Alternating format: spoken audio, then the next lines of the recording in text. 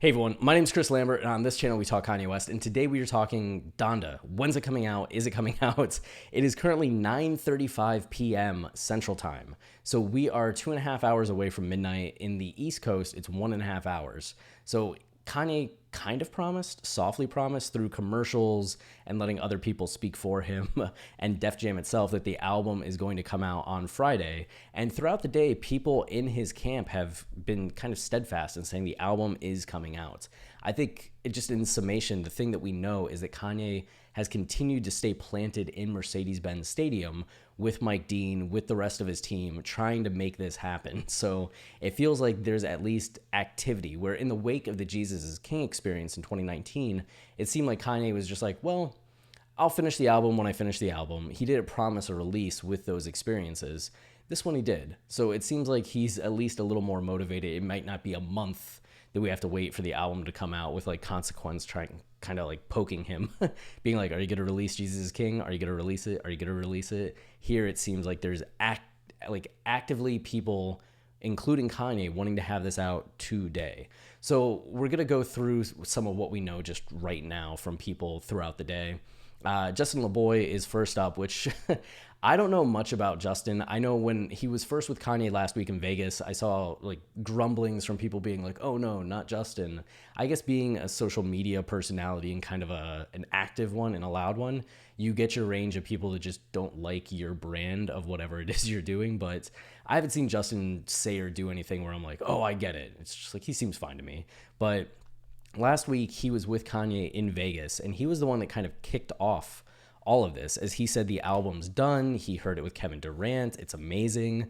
And then the listening party in Vegas was announced, and people that went to that were saying the same things, like, amazing album, can't believe it, like, what a great, incredible experience. And by that time we knew Atlanta was happening, and everybody was kind of excited because it felt like Atlanta was going to be the arrival of the album to the broader public. It's already done. Other people have heard it, confirmed it. And then Kanye just, does what Kanye does. It leads to masterpieces, but at the same time, it also can, like, in the short term, be just stressful because you're like, is it done? When's it coming out? And he changed something that people already were, like, praising and loving. But Justin, who seems to have stayed in contact, maybe not following Kanye to Atlanta or anything, but having connections with people that are actively working on this, says Donda will be released. The day is not over yet. Last Minute Magic is being added in Atlanta, and I'm pretty sure we're going to do another video on it. Justin has talked about features that are on the album that the general public didn't know about yet, so he's still tapped in. But this was at 4 p.m. Like, it's 5.5 hours later, so I don't know if he's standing by that currently at this point. Actually, let's see if there's been any updates. Real-time look to see if there's any updates. This really what happened last night. Hove and Yeezy on the way. Just saying on the way, respectfully. Getting mixed and mastered right now. Keep refreshing your music platforms. It's coming. So it seems like that would say that it's done. It's just getting like mixed and mastered right now, which is a different part of the process, right? It's no longer features coming in. It's no longer them rearranging things. It's just like, no. It's in the final stages of like Mike Dean doing everything that Mike Dean and his team, I'm sure Sean Solimer, do to make things as great as they end up being. So there's that's huge. But we also have like Casey Pluto saying Justin's been a great source, which, like, Casey being so involved in the album and so close to Kanye in a way that Justin isn't, I think he has less room to say things, right? You can't just be the one that's blabbing about where things are at and how things are going when you're like there, because it kind of lowers the trust threshold a little bit. So Casey just has to kind of say vague things based on what he knows. And I know that can bother people sometimes. They're just like, oh, Casey's too cryptic. But like, he kind of has to be. And we know that Kanye could go up to Casey and be like, the album's coming out in an hour. And Casey could tweet, an hour's not that long. And then Kanye's like, you know what? I remember I once heard a song in 1985 while walking in a park with my mom. I want to get a sample of that song and add it to this part. So we're going to need another 3 hours. And then Casey's just like, ugh. He told me an hour and now it's 3. So just go easy on Casey. He wants this to come out as much as anyone, And then he also said today, but that was back at 4:37, which 5 hours ago. We also had who Theophilus London, Vico Mode posted this, and Vico was in Las Vegas, has heard the album. We talked about it in the video last week.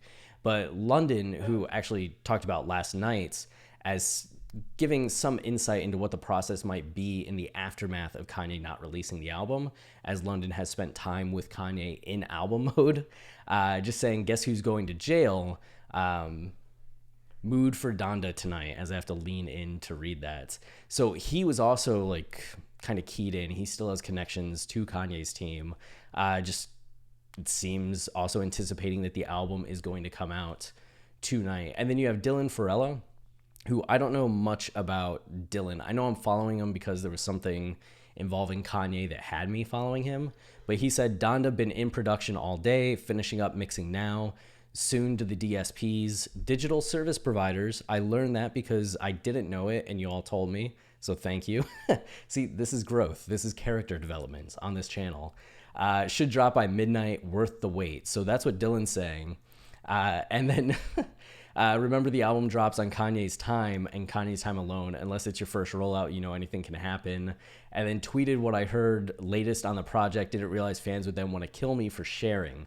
So don't do that. Like even if somebody like ends up being wrong, just like write them off. Don't feel the need to like yell at them, threaten them, get very dramatic with them.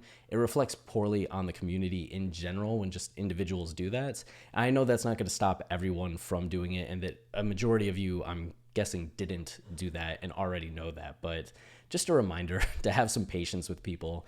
Like, I feel like Dylan's just as excited as anyone else and has info and wants to share, and shouldn't necessarily be torn apart for that, you know, especially because we all know that Kanye's good to Kanye. Shout outs. Yeah, appreciate it. And then here, Squirt Reynolds saying more confirmation for Donda dropping today. This was also 4 hours ago. But Malik Youssef saying, yep, with like Dilsher saying dropping today. So Malik Youssef, longtime Kanye collaborator, poet from Chicago, kind of like an OG with Kanye, has won Grammys with Kanye for writing, was like a huge long-time affiliate and very close for Kanye, both like artistically and business-wise. And then in 2018, there was a little bit of a falling out as Malik Youssef seemed to use, from what we gathered at the time, and maybe he could correct me on this, but there were a couple deals that were made in Kanye's name by Malik, which Kanye never knew about or followed up on.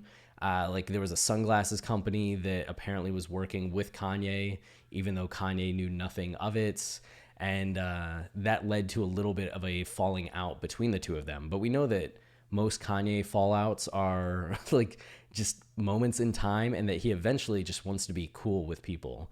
And this would be the first album release in a few years that Malik is now part of again, and it seems back in Kanye's inner circle after whatever tension was going on there.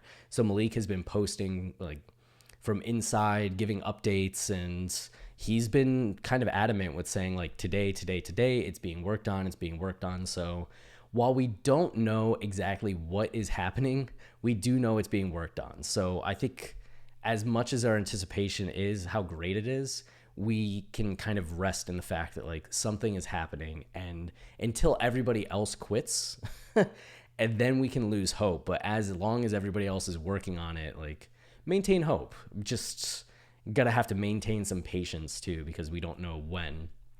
This is the other wrinkle, okay? So we know that Kanye likes to test things out.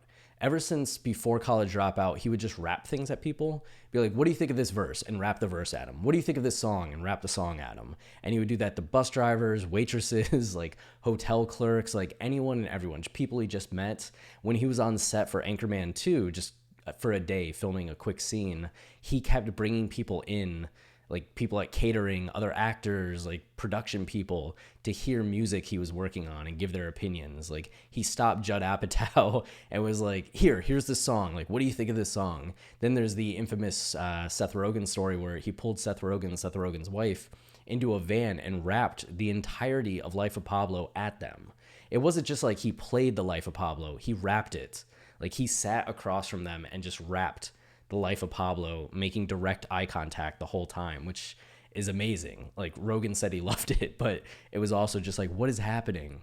So Kanye always did that on an individual level, but it seems like with the Jesus is King experience, he elevated that up to like people. Like I know that he was playing things in clubs around Los Angeles, like Greatest Thing Since Einstein, which ended up being St. Pablo, was being played in clubs for a little bit as Kanye was just previewing music, seeing how people responded.